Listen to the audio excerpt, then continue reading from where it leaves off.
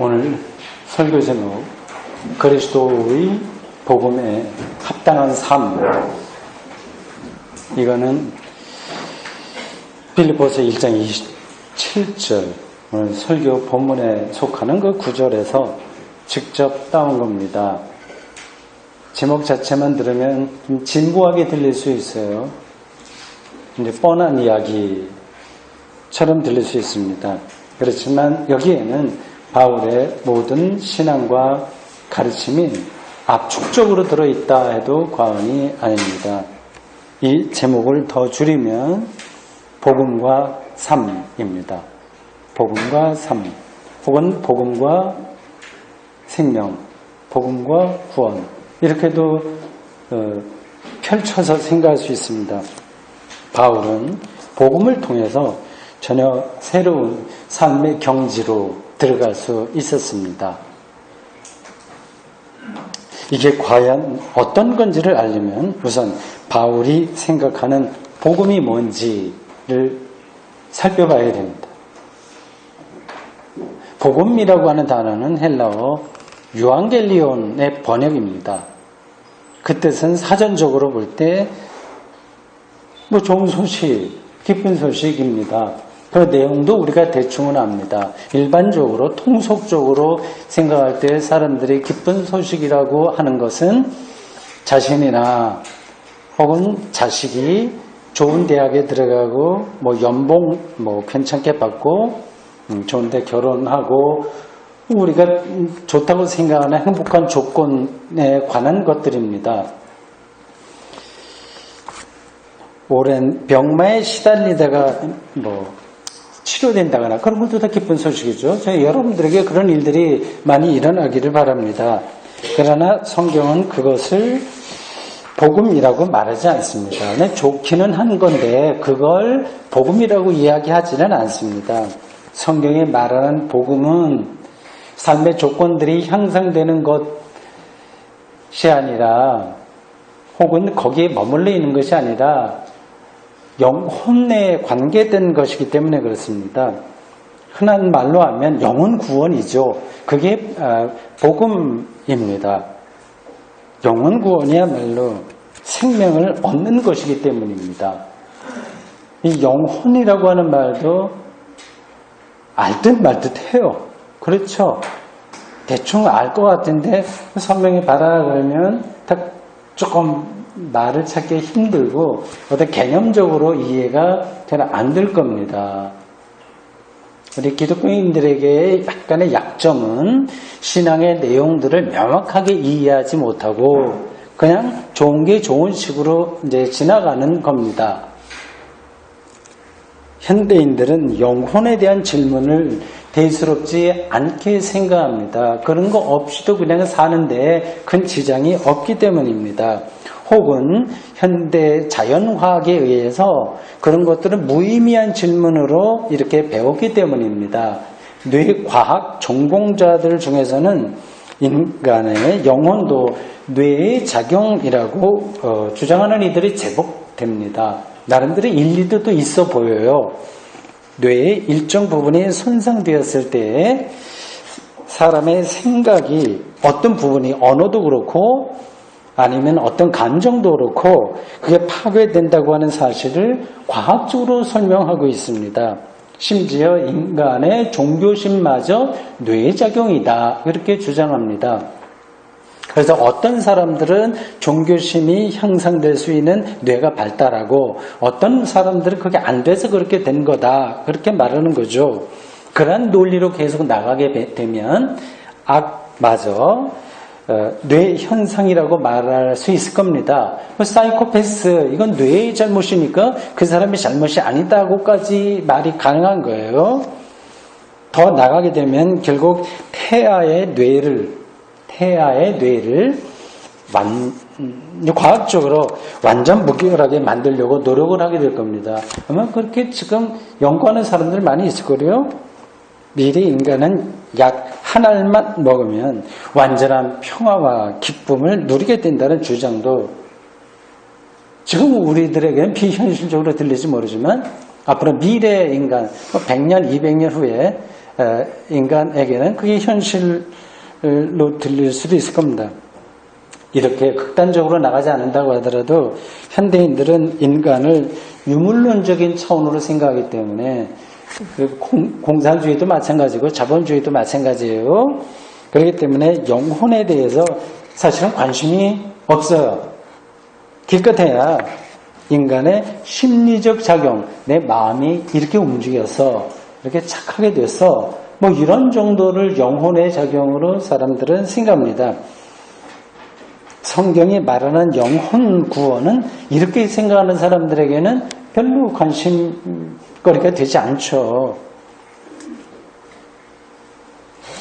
성경이 말하는 영혼은 무엇일까요? 이렇게 일단 이렇게 정리할 수 있습니다. 생명의 가장 심층적인 차원에서 인간을 인간되게 하는 본질적 능력이라고 말이죠. 받아 적었어요? 머릿속에 정리가 됐을 거라고 봅니다. 따라서 그것은 인간의 가장 고유한 특성입니다. 인간 생명의 가장 심층적인 차원이 이 영혼이기 때문에 그게 흔들리면 그 외에 모든 것들이 흔들리고요. 그 영혼이 안정되면 다른 것들이 흔들린다고 하더라도 견뎌낼 수 있습니다. 그래서 비유적으로 하자면 영혼은 오뚜기의 중심을 잡는 납덩어리하고 비슷합니다. 영혼의 평안은 사람들이 일반적으로 기쁜 소식이라고 생각하는 삶의 조건이 좋아진다고 해서 가능한 게 아닙니다. 영혼의 평안은 하나님과의 올바른 관계를 통해서만 가능합니다. 생명이 가장 심층에서 작용하는 힘이기 때문에 그렇습니다. 그런 것들을 느끼는 사람들이 있고 느끼지 못하는 사람들이 있어요.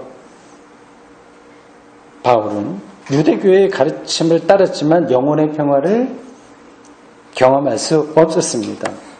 유대교의 그 율법에 매달릴수록 자신이 율법을 완성할 수 없다는 절망감만 더 강해졌습니다. 그 자책감만 더 많아졌습니다. 바울은 예수 그리스도를 통해서 영혼의 자유와 평화를 얻을 수 있었습니다. 그것이 바로 그에게 복음이었어요. 자기가 잘 살게 됐다, 건강 회복했다, 이게 아니라 예수 그리스도를 통해서 영혼의 자유와 평화를 얻을 수 있는 것이 복음이었습니다. 그래서 그는 유대교를 떠날 수밖에 없었습니다.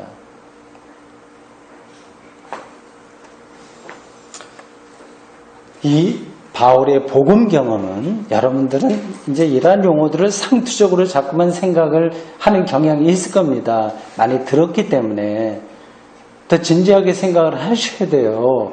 성서기자들이 그렇게 아주 값싸게 세상을 이해하고 그렇게 말을 하는 게 아닙니다. 그들의 경험은 자신들의 실존 전체가 담겨 있는 거예요. 이 복음에 대한 경험은 죽음과 삶의 문제인 거예요. 내가 종교적으로 세련되냐 안 되냐, 내 마음의 위로를 받냐 아니냐가 아니라 삶과 죽음의 문제입니다. 오늘 많은 기독교인들이 신앙을 교양의 차원에서 이렇게 접근을 합니다. 그 사람의 진정성이 있든지 없든지 많은 경우가 그래요. 절실함이 떨어지는 거죠. 겉모양은 절실한 것처럼 보일지 모르지만 내면은 경직되어 있습니다. 생명의 그 심층인 영혼에서 우러나오는, 거기서 공명되는 갈급함이 없으니까 어찌하겠습니까? 억지로는 안 되는 거예요. 영혼의 심층에 공명이 있는 것과 없는 것의 차이가 무엇인지를 여러분들도 일상에서 경험할 겁니다. 예를 들자면 이렇습니다. 어떤 사람은 사는 게 좋은 게 좋다, 이렇게 사는 사람이 있고요. 어떤 사람들은 옳게 살려고 치열하게 노력합니다. 어떤 사람은 자신과 자기 가족의 안위만 생각을 합니다. 그게 모든 거예요. 자기의 삶을 끌어가는 견인력의 모든 것입니다. 근데 어떤 사람은 이웃과 국가와 인류 전체를 생각합니다.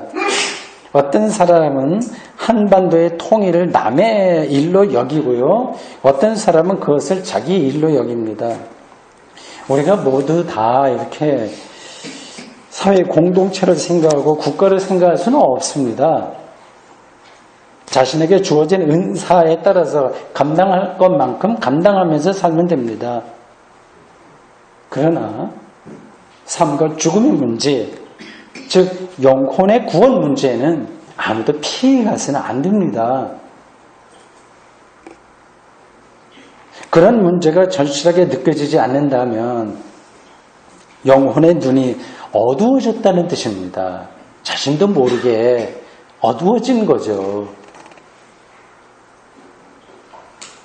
바울은 예수 그리스도를 통해서 생명을 얻는 경험을 했습니다.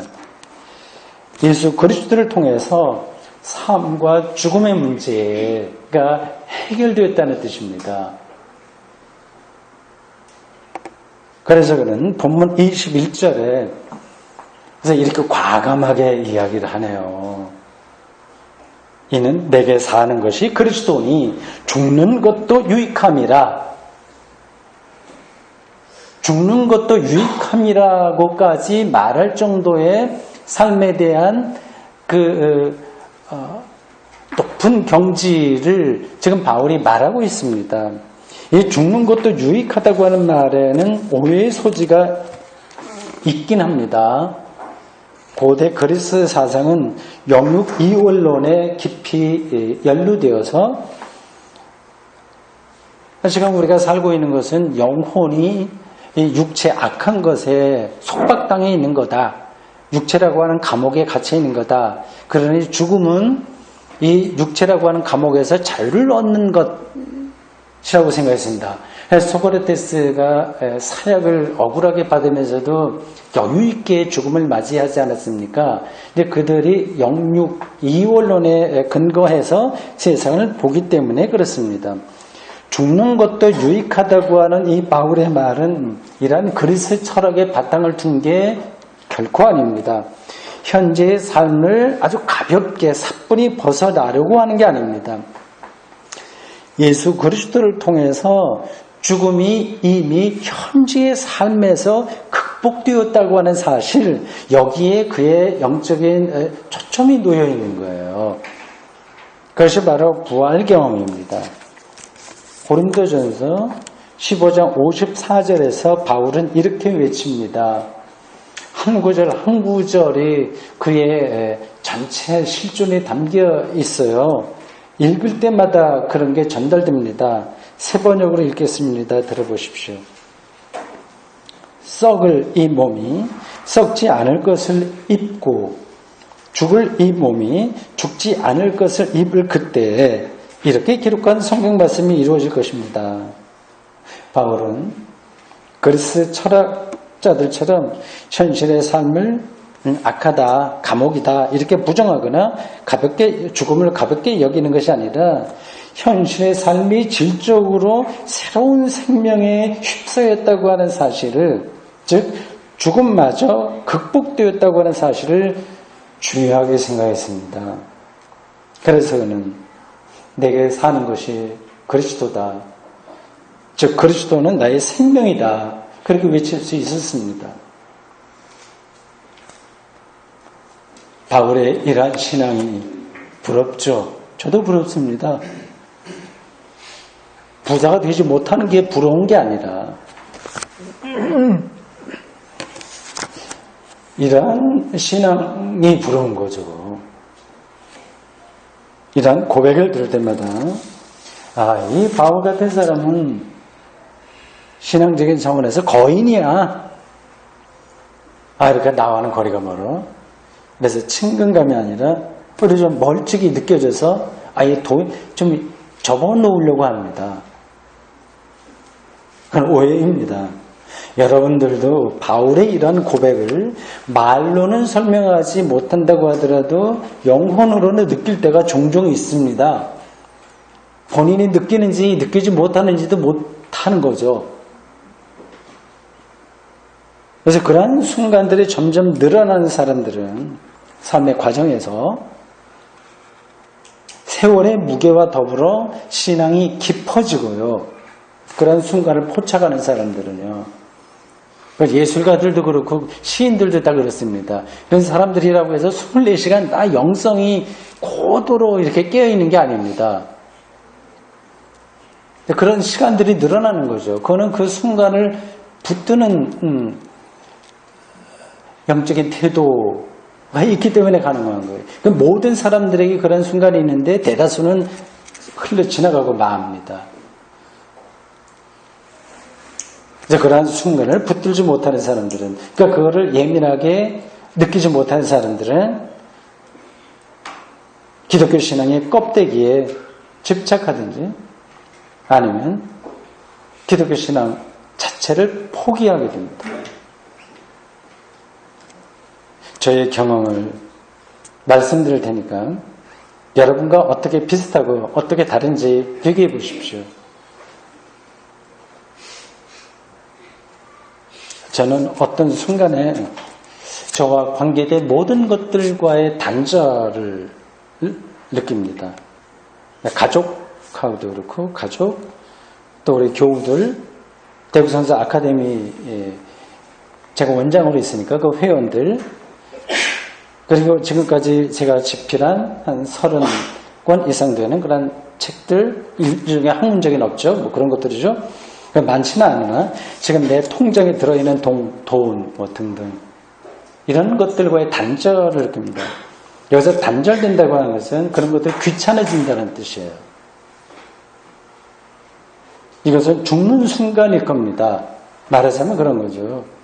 마지막 숨을 들이마시고 내쉬는 순간이 결국은 오잖아요. 그때는 모든 것이 귀찮아지는 겁니다. 그 순간에 무슨 가족을 생각할 거면, 돈을 생각할 거면 자신의 학문적인 업적을 생각하겠습니까? 그 순간에는 모든 것들이, 살아온 모든 삶의 과정들이 다 기억에서 사라질 겁니다. 오직 하나님과의 관계에만 내가 의지할 유일한 대상입니다. 죽는 순간에 그러한 느낌이 살아있을 때도 종종 오는 거예요. 예수 그리스도를 통해서 하나님의 생명 안으로 받아들여지는 순간을 가리키는 겁니다. 그런 순간에는 다른 것을 더 이상 욕망하지 않고 그리워하지 않게 됩니다. 모든 것들이 없어도 됩니다. 아니, 모든 것들이 없어야만 그런 느낌들이 강해집니다.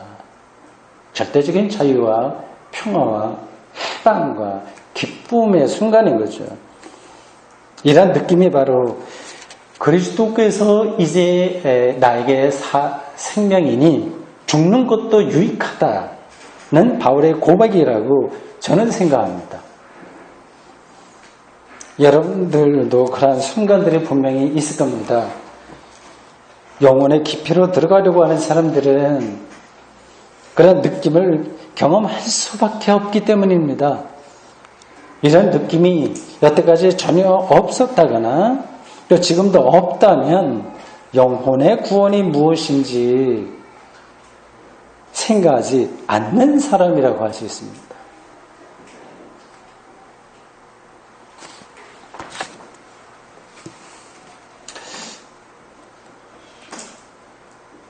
제 경험이라고 해서 말씀드리는데 좀 위험할 수도 있어요. 제가 절대적인 것을 경험한 사람도 아닌데 이렇게 모범인 것처럼 말씀드리면 여러분들이 나하고 좀 다른데 그런 느낌을 가질 수도 있습니다.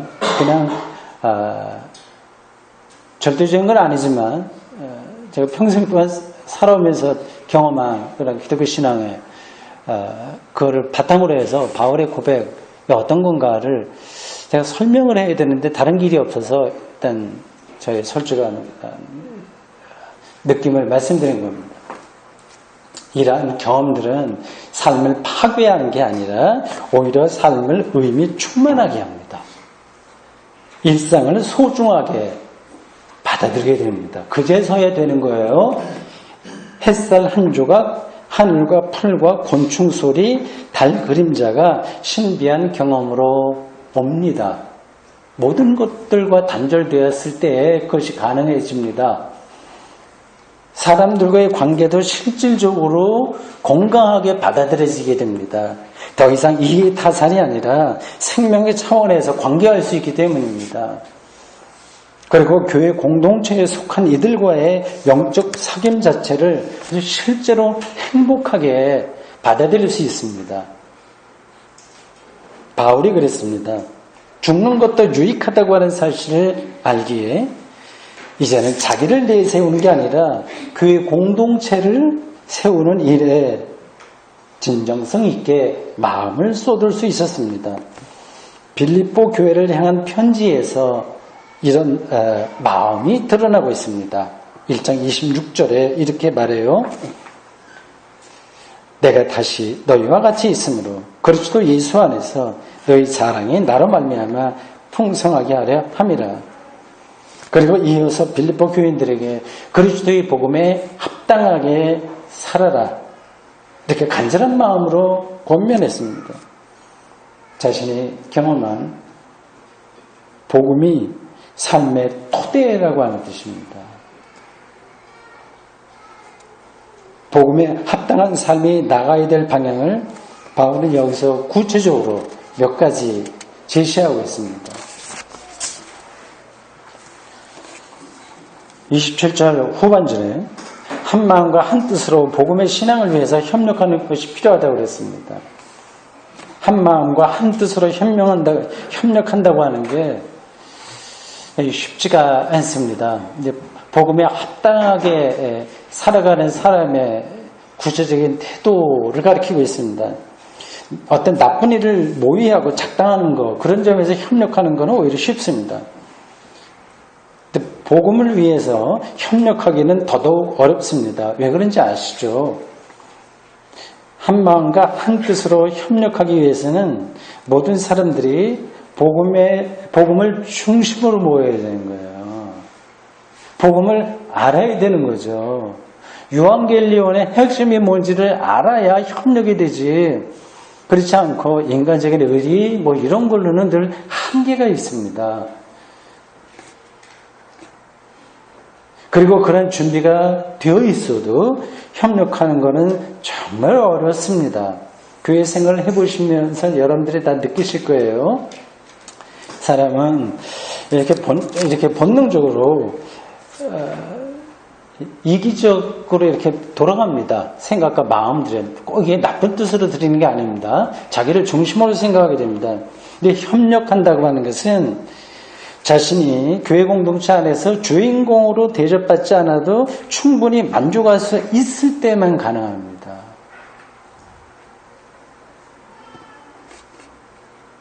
바울은 28절에서 또 한 가지 이야기합니다. 무슨 일이든지 대적하는 자들 때문에 두려워하지 말라고 하는 거예요. 첫 번째는 협력해라. 말은 한마디 툭 던졌지만 이 협력이 깊은 의미가 있다고 하는 것을 방금 말씀드렸고요. 두 번째는 두려워하지 말라고 얘기했습니다. 빌립보 교회를 대적하는 이들이 누군지는 본문이 명시적으로 설명하지는 않고 있습니다. 이 복음을 이야기하는 걸 보면 율법주의자들이 바로 대적하는 자들이라고 할 수 있습니다. 당시 율법주의는 광범위하게 퍼져 있었습니다. 가장 가깝게는 유대 기독교인들이에요. 같은 형제들이죠. 유대 기독교인들. 이방인 기독교인들이 바울이 이방인 기독교인의 대표자고요. 유대인 기독교인들이 있었고요. 좀 멀리 보면 유대교인들입니다. 영지주의자들도 이 대적하는 사람들이라고 할 수 있습니다. 교회 안에 있는 사람들이에요. 다요. 아예 교회 밖에 있으면 대적한다 만다 그 말할 것도 없습니다. 그 안에서 대립을 하고 있는 겁니다. 이들은 강도의 차이는 있지만 전체적으로 복음의 본질을 왜곡, 변질, 훼손시켰습니다. 그러니까 이러한 대적하는 자들을 이게 뿔 달린 걸로 생각하시면 안 됩니다. 같이 굉장히 세련되고 나름대로 그 설득력이 있는 그런 주장들이에요. 그런데 두려워하지 말라고 하는 거는 그런 말들이 굉장히 솔깃하게 들린다고 하는 겁니다. 이게 자기가 거기를 가게 돼요. 잠깐 빠져들게 되는 겁니다. 대적하는 자들을 이렇게 생각하면 되십니다.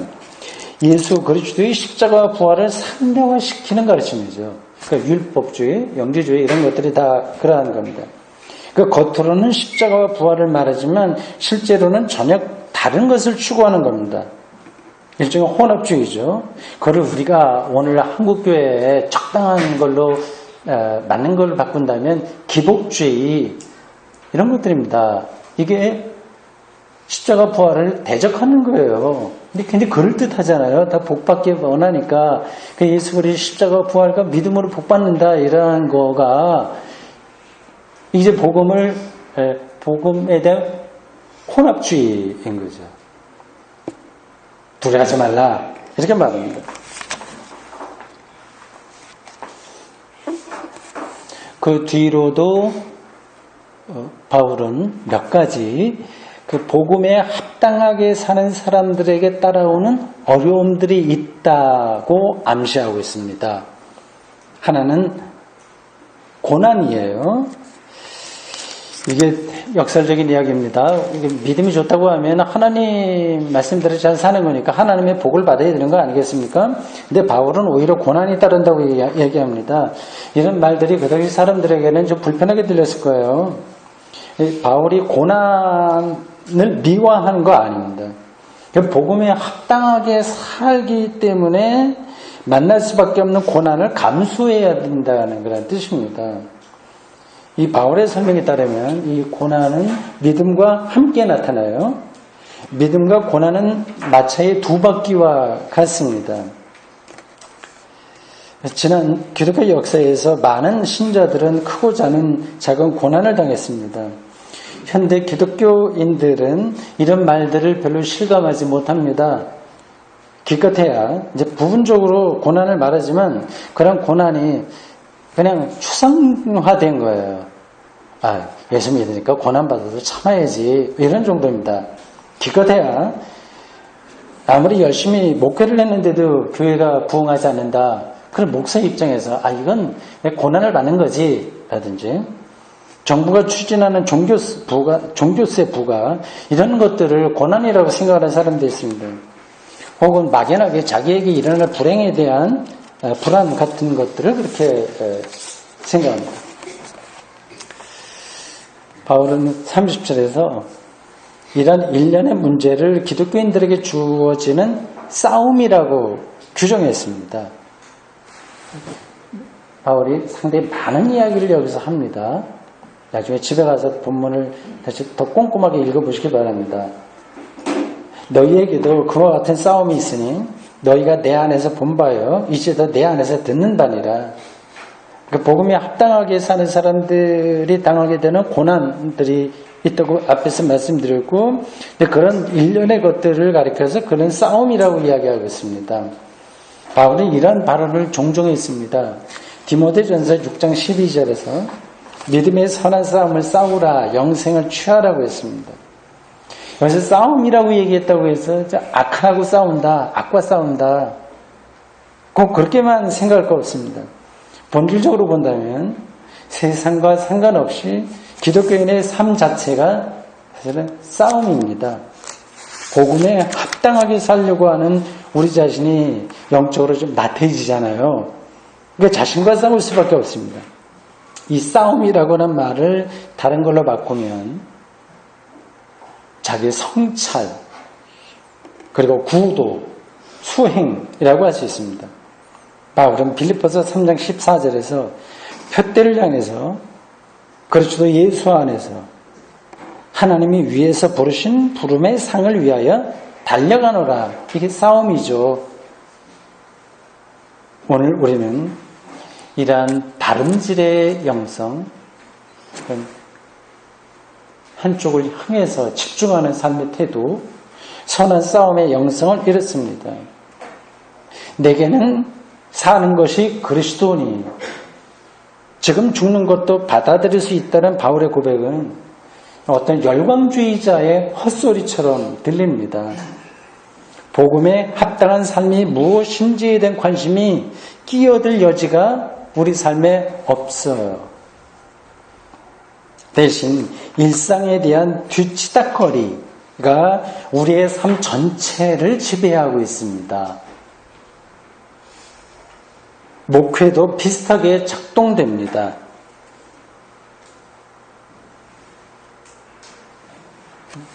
목회 일상에 목사의 영혼이 다 소진되고 있는 거죠.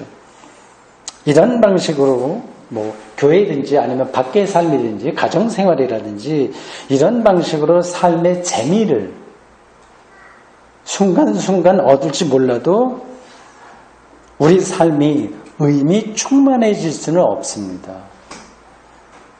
왜냐하면 설교 초반에 말씀드렸듯이 영혼의 깊이에서 울림이 없기 때문입니다. 여러분들은 어떤지 모르겠어요. 저는 그렇게 생각이 됩니다. 영혼의 깊이에 울림이 없는 상태를 사람들은 견뎌내지 못하기 때문에 다른 것으로 이와 비슷한 것을 경험하기 위해 여기저기 기웃거립니다.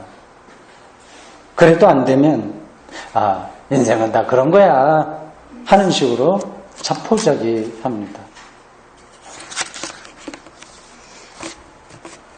설교를 끝내야 될 시간이 되는데도 여전히 질문거리가 남아있어요. 그 질문에 제가 제대로 대답을 드리지 못하기 때문에 그런 마음이 드는 것 같습니다. 다음과 같은 질문을 여러분들이 직접 한번 답해 보십시오. 그리스도의 복음에 합당한 삶을 통해서 실제로 우리가 행복하고 의미 충만하게 살아갈 수 있을까요? 그런 것들은 그냥 종교적인 허풍, 그 관념, 수다, 공허한 미사 여구는 아닐까요?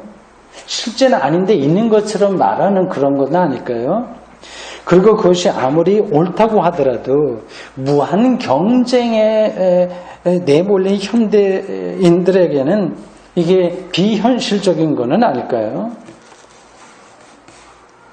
먹고 사는 문제가 발등에 불이고 복음에 합당한 삶은 부차적인 것으로 느끼고 있는 건 아니신가요? 먹고 사는 생존 문제가 급박한 분들은 일단 그 해결하도록 노력하며 사십시오. 예술이나 학문 활동 자체 때문에 시간이 없는 분들도 일단 자기가 하는 일에 시간을 쏟으십시오. 그러나 언젠가는 생존 문제가 이쪽으로나 저쪽으로나 해결될 때가 올 거고 예술 활동이나 학문 연구에 시간을 쓰지 않아도 될 순간이 올 겁니다. 그 순간을 준비하면서 살아야 됩니다.